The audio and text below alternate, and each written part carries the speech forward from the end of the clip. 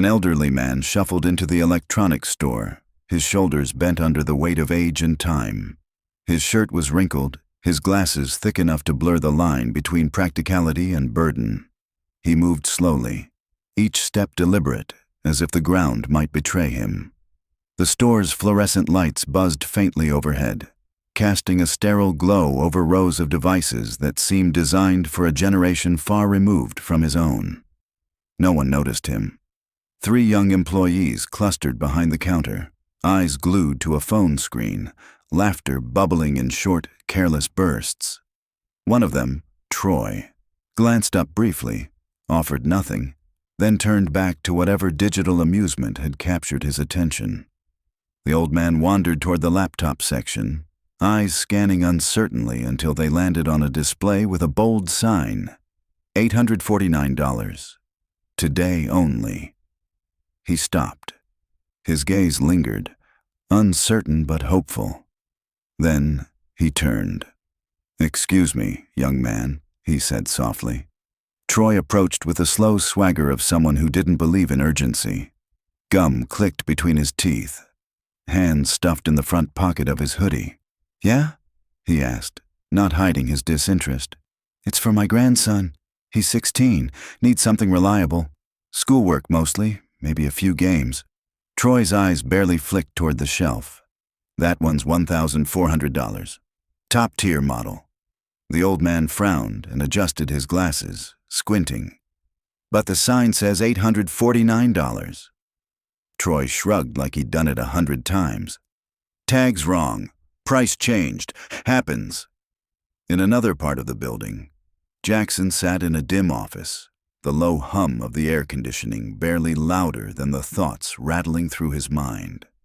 Spreadsheets covered his monitor, a sterile matrix of percentages and financial deltas. Red arrows. Store 4 down 12%. Store 7, even worse, an 18% drop, 2 consecutive quarters of decline. He clicked into the customer feedback. Words leapt off the screen like silent accusations. Rude staff, ignored, felt invisible. Jackson exhaled, slow and sharp. His jaw clenched. One hand gripped the mouse, the other pressed gently to his temple, as if the right pressure could undo the trend. Store 7, his father's store. He minimized the report and opened another, employee turnover logs. More red. The slope was steady, predictable, dangerous. He picked up a yellow notepad and wrote 2 numbers, 4 and 7. He circled them. Enough with the filtered summaries and corporate buffers. If something was broken, he needed to see it, not as a CEO, but as a son. He opened a drawer, pulled out an old photo. His father, standing in front of Store 1, sleeves rolled, name tag proudly reading Martin, owner. No blazer, just a plain white shirt and a smile that came from something real. An arm was slung around a young employee, a moment of camaraderie frozen in time. Jackson stared at the photo, and the world outside that office seemed to blur. He remembered the way the place used to smell, like coffee, packaging tape, and possibility. Martin knew every birthday, every weekend shift. He'd made young Jackson shake every employee's hand before they went home.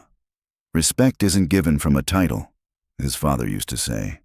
"It's built from the floor up." Jackson placed the photo beside the reports. 2 worlds colliding. One human, one hollow. The numbers weren't just financial losses. They were eroding everything his father had stood for. Later, in a glass-walled conference room, Jackson sat across from Carter, one of his senior analysts. A tablet sat between them, glowing with graphs. "We're tracking slightly below forecast," Carter said with an easy smile. "But conversion rates remain stable. Upsell ratios are solid. Store 7's accessory ticket average jumped last month." Jackson offered a faint nod. Emotionless. Carter scrolled again. "Customer dwell time is up too. Suggests stronger engagement." "Or," Jackson said quietly, "people waiting too long for help." There was a pause. Carter recovered with a practiced nod. "We're adjusting staff flow." Jackson leaned back. "How often do you visit Store 7? Carter hesitated. I monitor the dashboard weekly. You ever walk the floor? Jackson asked, raising an eyebrow. We have systems for that, Carter said, tapping the tablet. Our feedback loop's tight. Jackson looked at the screen. Dozens of metrics, not one face. He nodded slowly. The silence pressed in around them. I think I'll go take a look at Store 7 myself. Back in his office, Jackson scrolled through his contacts and tapped a name he hadn't used in years. Diane, he said when she answered. You still work wardrobe for theater? She laughed, curious. Depends. What's the role? He looked at the photo again, then at his laptop. An old man, slower than me, glasses, cargo pants. Someone no one really notices. The next morning, Diane arrived with a suitcase. Inside, a thinning wig, slouch jacket, fake age spots, thick-rimmed glasses. Everything needed to disappear into the margins. You're sure about this? She asked, adjusting the glasses on him. I'm the CEO, Jackson replied. That's exactly why I need to see it. The way they do. Jackson stood in front of the mirror, but the reflection staring back wasn't his. It was a stranger, older, slower, and easy to overlook.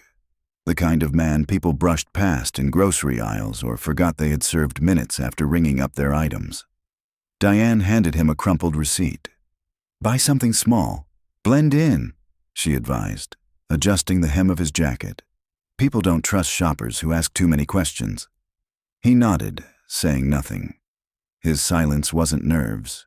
It was commitment. Tomorrow, he'd step into his own store, not as the man behind the quarterly reports or boardroom strategies, but as a forgotten face, alone, unrecognized, unimportant. Later that night, Jackson stood in the garage, the back hatch of his car open, a small mirror leaning against the wall like a quiet witness. He dressed slowly. Cargo pants, too loose at the waist, an oversized polo that sagged from his shoulders. The kind of outfit that made you disappear in plain sight. He pulled on the wig, gray and thinning, then adjusted the part until it looked natural. Glasses next, thick lenses that slightly distorted his view. The room felt unfamiliar now, as if he'd stepped into someone else's life. He practiced walking. Slight limp, shoulders rounded, steps unsure. Then came the voice, softer, with a mild drawl, faintly southern, worn and humble. Excuse me, son, looking for a laptop, maybe for my grandson. Again and again. The man in the mirror didn't command attention, didn't fill a room, and that was exactly the point. He zipped the duffel closed and took a breath. This wasn't a performance. It was an immersion. A deliberate descent into the forgotten spaces of his own empire, not to catch someone failing, but to feel what it meant to be unseen. The next morning, the automatic doors slid open. Jackson stepped into Store 7. One foot lagged slightly behind the other. The air inside buzzed faintly with fluorescent light. Aisles gleamed, screens blinked like silent sentinels. No one looked up. To his right, 2 employees leaned against the accessory counter. One scrolled endlessly through a phone. The other chuckled at a video, earbuds in, detached from the world around them. Behind the service desk, a third tapped at a screen, stylus in hand, face blank, posture uninterested. Jackson paused near the entrance. He adjusted his glasses, pretending to survey the room like someone lost, uncertain where to go. Still, nothing. No greeting, no nod, no eye contact. He wasn't the CEO today. He was just an old man, in the way, invisible. He turned toward the laptop section, alone. His eyes landed on a familiar display, performance laptops, and there it was again. The model with the $849 today only tag, still uncorrected. As he examined it, Troy appeared. Same gum, same phone, same apathy. Thumb still tapping as he approached. Need something? Troy asked, not unkindly, but disinterested. Jackson nodded toward the laptop. For my grandson. He's 16. Needs it for school. Play some games too. Troy barely glanced. That's a solid one. 1400. Jackson leaned in, squinting. It says $849. Troy shrugged. Tag's old. They didn't update it. Happens all the time. Could you double-check the system, just to be sure? Troy shook his head lazily. Nah, I know this one. It's 1100 now. Jackson studied the young man. No effort, no care, just confidence built on convenience. It wasn't the number that bothered him. It was how little it seemed to matter to get it right. He looked back at the tag. Clean. Undamaged. No sign of expiration. You're sure it's not $849? Troy laughed just once. Man, I told you, those tags get messed up all the time. Promo ended last week. No scan, no motion, just folded arms and finality. Jackson tilted his head. Would you mind scanning it, just so I know for sure? Troy let out a louder sigh, the kind that made it clear you were wasting his time. I work here, all right? I know what I'm talking about. Then, without a word more, he turned and walked off. Jackson remained still. One hand rested on the edge of the shelf. His jaw tightened, but he didn't speak. Not yet. He stared at the screen, but his mind drifted. To spreadsheets. To feedback reports. To the photo of his father smiling in front of Store 1. Then came footsteps. Software intentional. Sir? He turned. A young woman stood beside him, her name tag reading Lena, sales support. Hair pulled back in a simple ponytail. Voice calm. I couldn't help overhearing, she said gently. That price is correct. It's part of a weekend promo that ends tonight. Jackson raised an eyebrow. Troy said it was 1400. She frowned. Just slightly. A micro-expression. No theater, just concern. That's not right, she replied. It's definitely $849 today. I can double-check if you'd like. Jackson nodded. I'd appreciate that. Her smile was small, sincere. I'll be right back. She moved toward the terminal with quiet purpose. No urgency to impress. Just diligence. Jackson watched her. No push, no pitch, no performance. Just effort. At the register, she typed with ease. Quick taps, focused gaze. She wasn't looking for backup, just confirmation. A moment later, she returned. Price is valid, she said. $849, just like the tag says. Jackson met her eyes. No mistake? She shook her head. No, sir. Weekend promo. Ends tonight. No upsell, no pressure, just facts. If you're interested, she added, I can hold it at the register for you while you look around. He nodded, his voice steady. That would be helpful. You're welcome, she said with another soft smile. As Lena walked away, Jackson followed her with his eyes. There was no rush in her steps, no indifference, just quiet professionalism. In a store filled with noise and distraction, her honesty had a weight nothing else did. Jackson stepped back from the laptop display, hands clasped loosely in front of him. He looked around, not just at the shelves, but at the people, at what his father had built and what it had slowly become. And for the first time that day, he didn't feel invisible. He felt awake. To Jackson's left, a woman in her early 50s sat quietly on a bench near the service desk. She glanced at her watch, then over at the empty counter. No staff, no motion, just the steady tick of time slipping through fingers that had already waited too long. Nearby, a man stood at the headphone wall, holding two boxes, scanning left and right as if help might suddenly appear from the shadows. It didn't. By the tablet section, a teenage boy bounced his heel off the floor, impatience disguised as rhythm. His mother, beside him, scrolled endlessly on her phone. Their expressions were the same, worn out, unsure, suspended in the awkward silence of retail limbo. No one guided them. No one asked if they needed help. Across the sales floor, two employees leaned lazily against a shelf. One sipped from a company-branded cup while the other laughed along to something on his phone. Their conversation was hushed but carefree, a bubble untouched by responsibility. They didn't move, didn't look around. There was no sense of urgency, no tension, just a strange kind of peace that came from disengagement. Jackson took it all in, slowly, quietly. There were no alarms, no screaming, no catastrophic failures, just waiting. An endless current of micro-frustrations. Customers adrift in a space designed to welcome them, now left navigating it alone. This wasn't a fire. It was a leak. A slow, steady drip of neglect. And the worst part?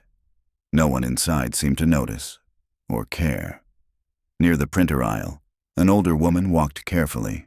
Both hands clutched the strap of her purse. Each step was cautious. One foot dragged slightly behind the other. She approached a young man named Derek, who leaned against a column, half watching a muted screen behind the counter. "Excuse me, young man," she said with gentle effort. "Could you tell me where the restroom is?" Derek didn't flinch, didn't turn. He simply jerked a thumb over his shoulder without looking away from his phone. "Somewhere that way," he mumbled. The woman blinked, unsure. She glanced in the direction he gestured. It could have been 10 feet or 10 aisles. She lingered a second longer, lips parted as if she might ask again, but no second glance came. She turned slowly and began walking, down the wrong aisle. From 10 feet away, Jackson saw everything. His hands curled at his sides.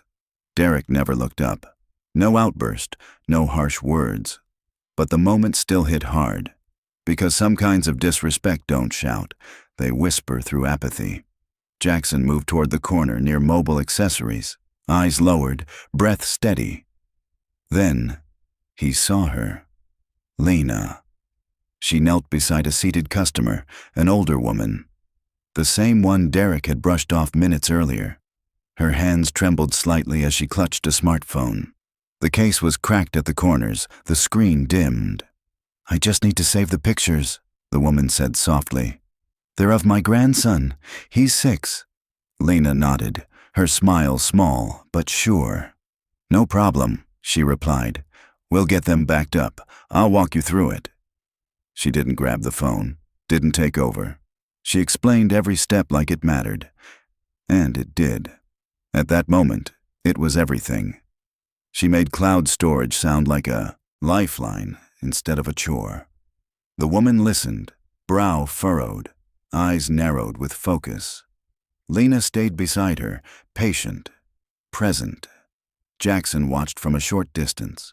No sales pitch, no product placement, just help. And for a brief moment, he could see it all. What this store was supposed to be. Not shelves filled with devices, but moments filled with trust. And Lena. Lena was the heartbeat of that vision. He made his way to the tech bar and took a seat. From his jacket, he pulled out a small notepad, neatly folded down the middle. Clean pages, unused. He clicked his pen and began writing. Troy, he underlined it. Lied, didn't check, didn't care. Derek, another line. Dismissed a customer, didn't move, didn't see. Lena, he paused. Honest, patient, present. He tapped the pen gently against the paper. Across the store, Troy was laughing with another employee, voice rising with careless energy. Derek had migrated to the charger section, slouched and scrolling again, eyes vacant. Neither noticed Lena walk past them, tablet in hand, answering another customer's question mid-stride without breaking her flow. Jackson kept watching, expression unreadable. He didn't smile, didn't shake his head. But something shifted behind his eyes, a sharpened focus, not frustration, not disappointment, clarity. He folded the paper slowly, slid it back into his jacket, and stood up, deliberately slower than he needed to. Back in his car, the door closed with a quiet thud.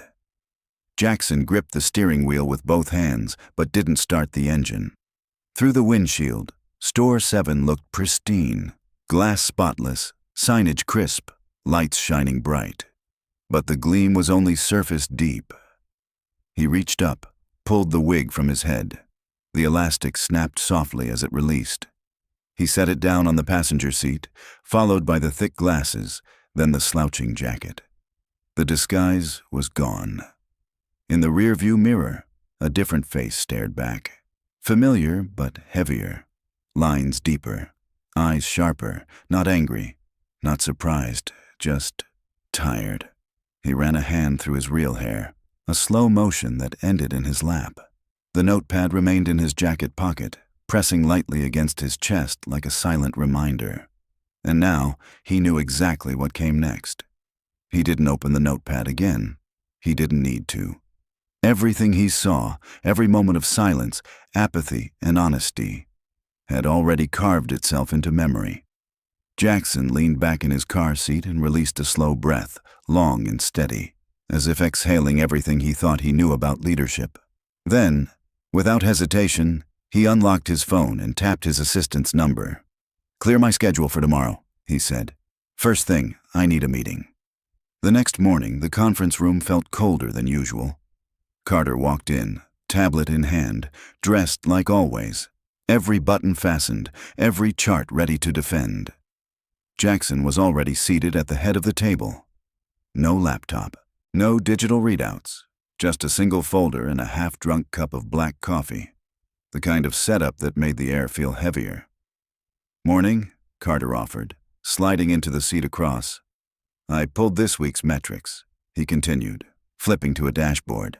"Store 7's still trending soft, but we did see an uptick in accessory bundles. I went there yesterday," Jackson said, cutting through the numbers. Carter paused. "Sorry, where?" "Store 7. I walked in as a customer, alone, in disguise." Carter blinked, thrown off his rhythm. "Why?" Jackson leaned forward, resting his elbows on the table. "To see what your KPIs can't." Silence. "I was lied to. Twice. About the price of a laptop. I watched a customer get ignored, another one get helped, not because of our systems, but because one person chose to care." Carter cleared his throat, posture stiffening. "With all due respect, I've been monitoring Store 7 consistently. KPIs are stable, conversion solid, dwell time suggests engagement. No major red flags." Jackson didn't blink. "You didn't see any problems?" "Not in the data," Carter replied, uncertain. Jackson reached into his folder and slid a printed review across the table. "No one spoke to me. I left without buying anything." Another one followed. "Felt like I was bothering the staff just by asking a question." Carter glanced down. "We've seen those. Outliers. Frustrated customers happen." Jackson's voice dropped an octave. "You think this was an outlier?" He didn't wait for a response. "I was told an $849 laptop cost $1,100. Twice. No scan, no second look, just dismissal. You didn't see that in your report?" Carter looked down. "No, I didn't." "That's the problem." Jackson tapped the table gently, rhythm like a drumbeat. "You're watching numbers. I was watching people." Then he turned his laptop around. On the screen, silent security footage began to play. Troy leaned against the register, scrolling his phone. The timestamp rolled. 2 minutes. 5:10. Still scrolling. A customer passed by, glancing toward him. No greeting, no movement. 15 minutes before Troy finally put the phone away, only because someone else walked past.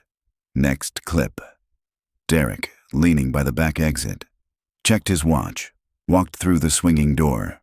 Gone. The footage fast-forwarded, 11 minutes. No service, no return. Another angle, a woman lost among headphone displays, scanning for help. None came. "This is what I saw," Jackson said. "Not a spreadsheet, not a metric, just time slipping, customers ignored, opportunities lost, and 2 employees who thought no one was watching, but someone was."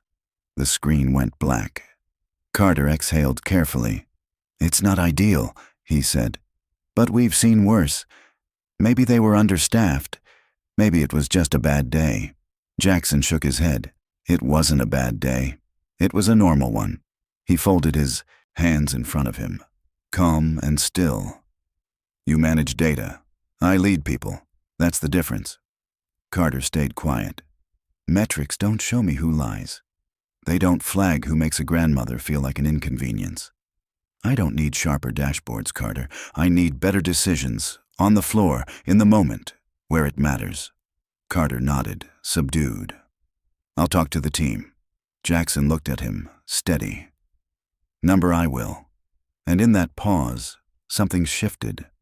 Not just in Store 7, but in Jackson himself. The morning sun stretched long shadows across the parking lot. Jackson stepped out of his car wearing a black polo and dark jeans. No disguise, no act. Just a man with purpose. No clipboard, no assistant. Just presence.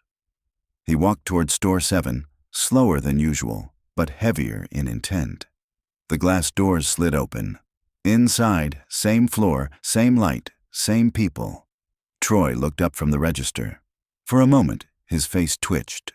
Recognition flickering, but not quite connecting. Derek leaned against the accessory shelf, still mid-conversation, oblivious. Jackson walked past them both. Is Lena in? He asked softly at the customer service desk. She's on break, the employee replied. Back in 10. Thank you. He didn't look around. Didn't make a scene. He waited. Today wasn't about pretending. It was about confronting. Openly, honestly, and with everything that came with leadership. In the back office, Jackson stood, arms crossed.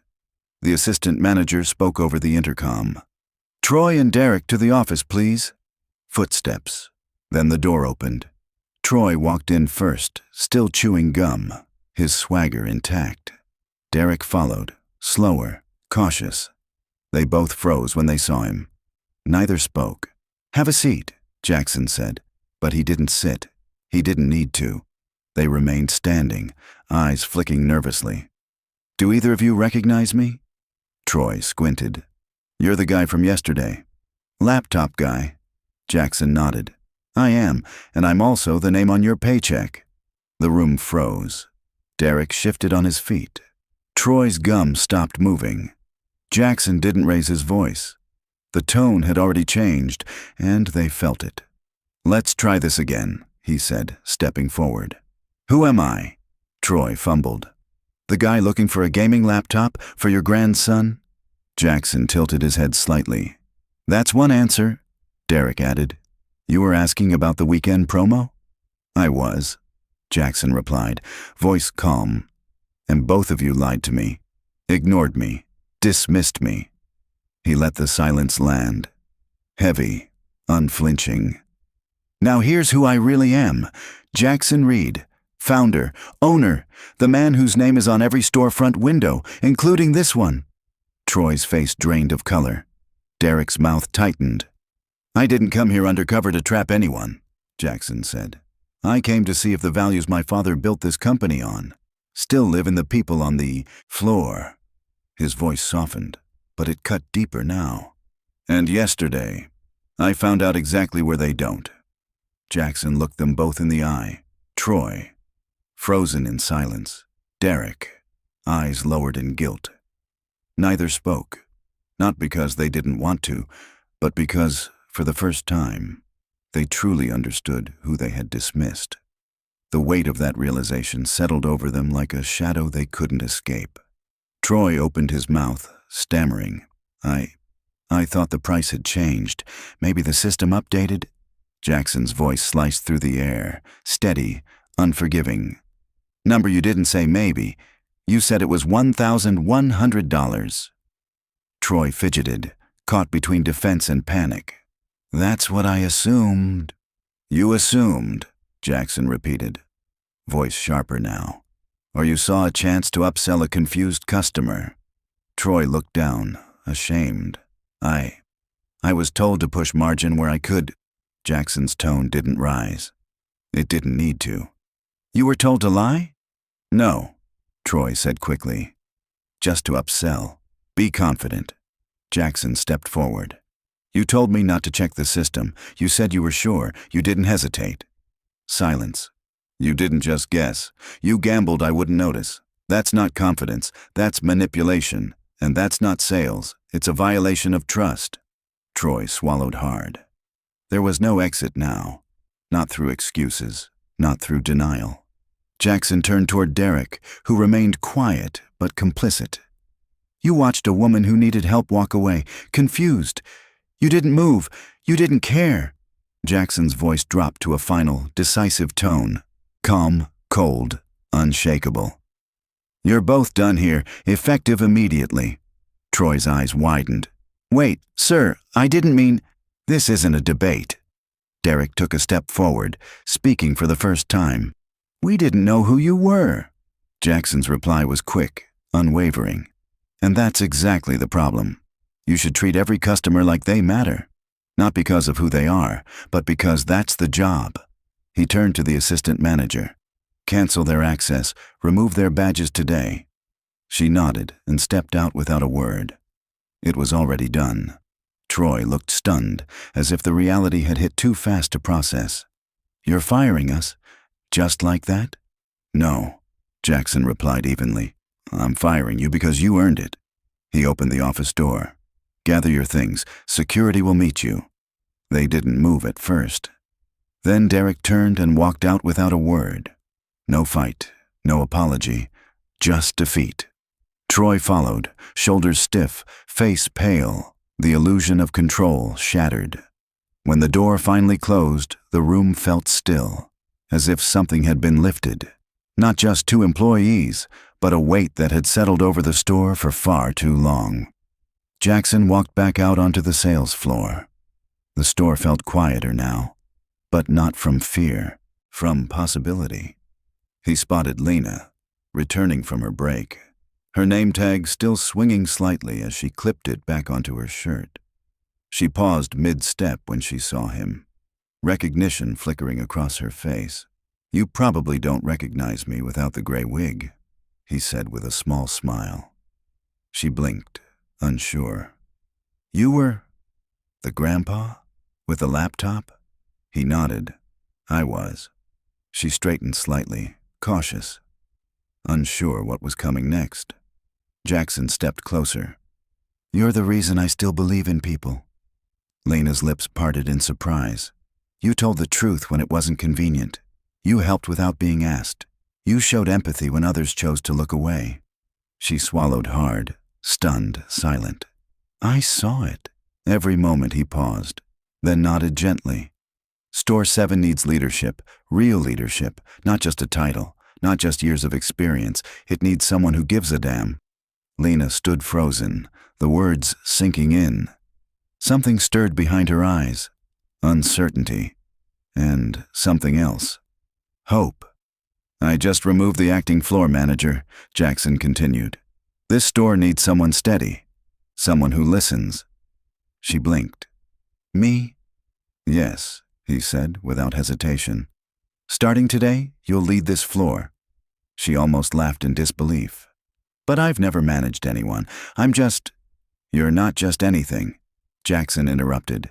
You listen, you show up. That's more than most people with a title. Her voice dropped.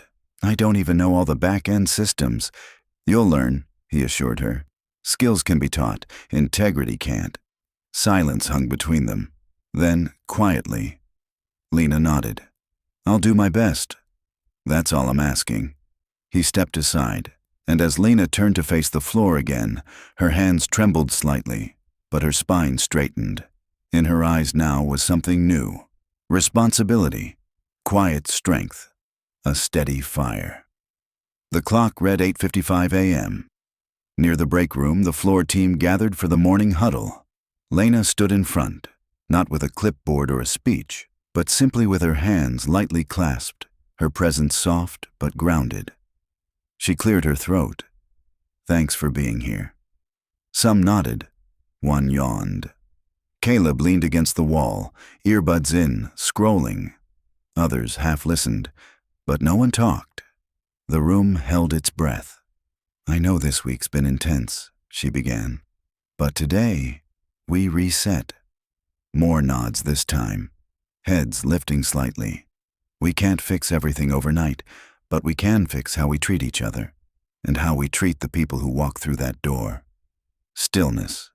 Lena scanned the group, then gently locked eyes with Caleb. "One rule moving forward," she said evenly. "No one gets ignored." Caleb didn't react. Still scrolling, still detached. But the room heard it. Not everyone, but enough. Lena's voice remained calm, measured. "Caleb?" He didn't flinch. "I need your attention," she said. "Not louder, just firmer. This matters." A quiet tension spread. No laughter, no snide remarks. Just silence, the kind that carried weight. Then, finally, Caleb pulled out one earbud. Didn't look up, but he heard her. It wasn't defiance. Not exactly. But it wasn't respect either. Caleb didn't yell or challenge. He just didn't care.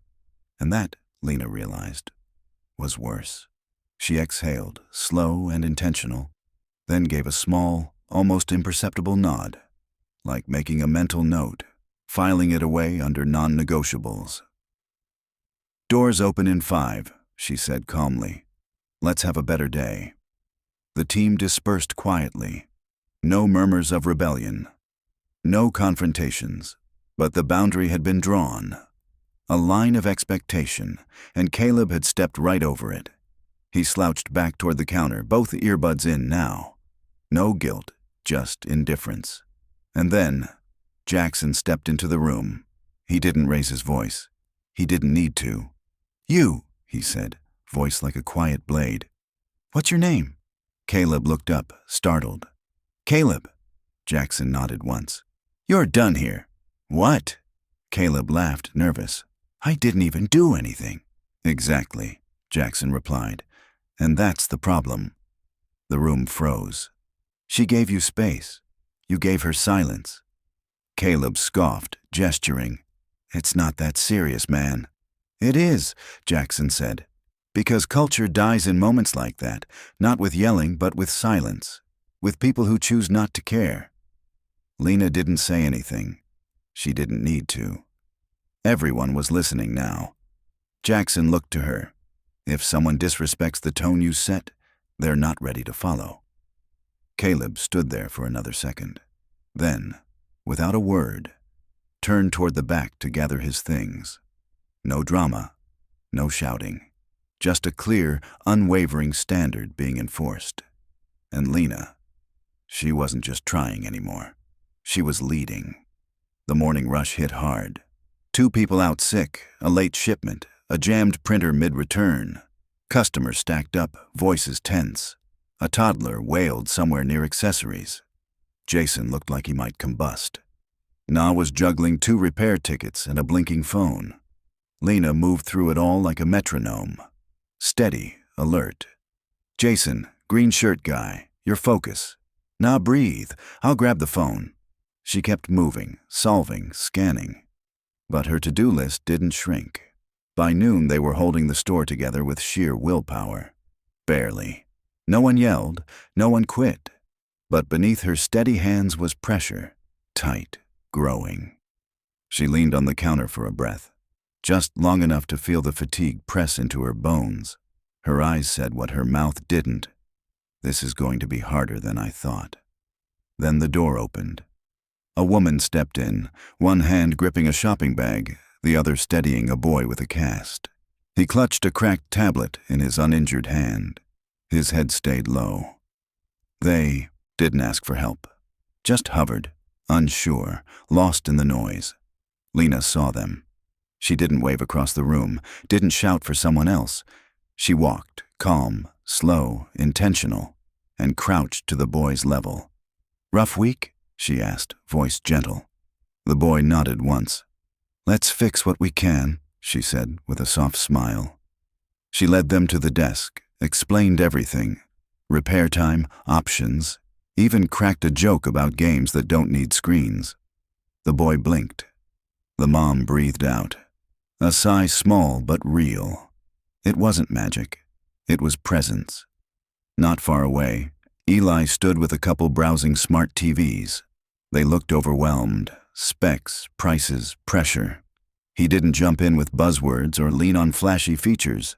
Instead, he asked, What do you mostly watch? Sports, movies, kids stuff? They explained, mostly streaming, some screen mirroring. Eli nodded. Then you don't need the top-tier model. This one here? Same resolution. Saves you a few hundred? The husband blinked. You're not trying to upsell us? Eli shrugged with a grin. I'd rather you come back happy than frustrated. They laughed, surprised by the honesty. Lena saw it from across the store. She didn't step in, didn't interrupt, just watched. A real sale. No tactics, just trust. One small win, and in places like this, that's how culture changes. Not all at once, but one honest choice at a time. In a quiet corner near the stockroom, Jackson sat with his phone to his ear. I need someone who's built real teams, he said, calm but firm. No consultants. No slide decks. He watched Lena as she checked inventory with Nah, answering questions between keystrokes. Her eyes were sharp, her energy drained. She's good, he added, but even good people break without support. A pause. I want someone embedded, 6 weeks minimum. Let Lena screen them. Another pause, then a final nod. She knows what we need. He hung up. No announcement, no rallying cry. Just a decision, quiet and foundational, the kind that changes everything. The bell above the door rang, but it wasn't a customer. Morgan walked in. Tall, gray hair, no smile, no clipboard, just presence. Jackson met her halfway. Thanks for coming. I don't do icebreakers, Morgan said flatly. I do results. She dropped a plain black bag on the counter. Inside, a notepad, 2 pens, no laptop. I don't need tech to fix people, she muttered. Lena approached, cautious. Morgan scanned her in a single glance. You're the one holding this together? I'm trying to, Lena answered. Good, Morgan said. I'm not here to take over. I'm here to test if you're real. Later, Morgan observed Eli helping another customer. No fanfare, just guidance. She scribbled a note. Listens first, doesn't push, keep. And just like that, a new chapter began. No spotlights, no streamers, just new standards. In the break room, Morgan stood by the whiteboard, arms crossed. Lena, number, Eli, present. Others lingered, pretending to be busy. Morgan didn't raise her voice. 4 of you, she said, tapping 3 names, are showing up. She drew a line. Everyone else? Drifting. No one spoke. The truth didn't need echo. You want fairness? She said, voice calm. Start with effort. And she walked out. That night, Lena sat at the service desk, a yellow pad in front of her. Jackson pulled up a chair. We need a deputy, he said. Not a babysitter, a builder. Lena nodded slowly. Structure, she said. Not patchwork, daily check-ins, rotating leads, mentors over managers. Jackson smiled. You hiring this person? She looked up. Maybe I'm becoming them. He leaned back. Good. She began writing. Listens without ego, teaches without flex, doesn't vanish when it's messy. Jackson watched her silently. This wasn't just repair. It was rebirth. You're not building for today, he said softly. You're building what should have been here all along. The store hadn't opened yet. Dust still clung to the corners, lights half on. Lena arrived early, backpack slung, but someone was already there. Riley, on his knees with a mop, cleaning tile by tile. You don't start till next week, she said. He stood, smiling. I know. Just figured, if I want to lead here someday, I should start by earning the ground I stand on. She looked at the floors. Spotless. You don't have to impress me, she said. I'm not, he replied. Just doing what I'd hope someone would do, if I walked in at 9. Jackson entered, coffee in hand, pausing at the sight. Who gave you the mop? No one, Riley replied. Just felt like the store deserved better. No handshake, just a look, and they all understood.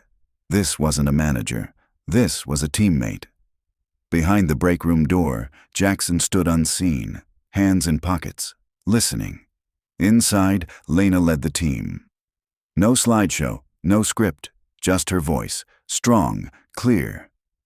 "This place didn't change because we fired people or added new rules," she said. "It changed because some of you chose better. Not louder, not faster, just better, kinder, more present." Jason nodded. Nas smiled, arms crossed. Riley stood quietly, but his presence spoke volumes. Lena continued, "Stores don't grow from policies. They grow from people who do the right thing when no one's watching." She paused. "That's who we are now." Jackson turned, and for the first time, walked away. He didn't need to stay, because the right person was already in the room, and they were moving forward, together.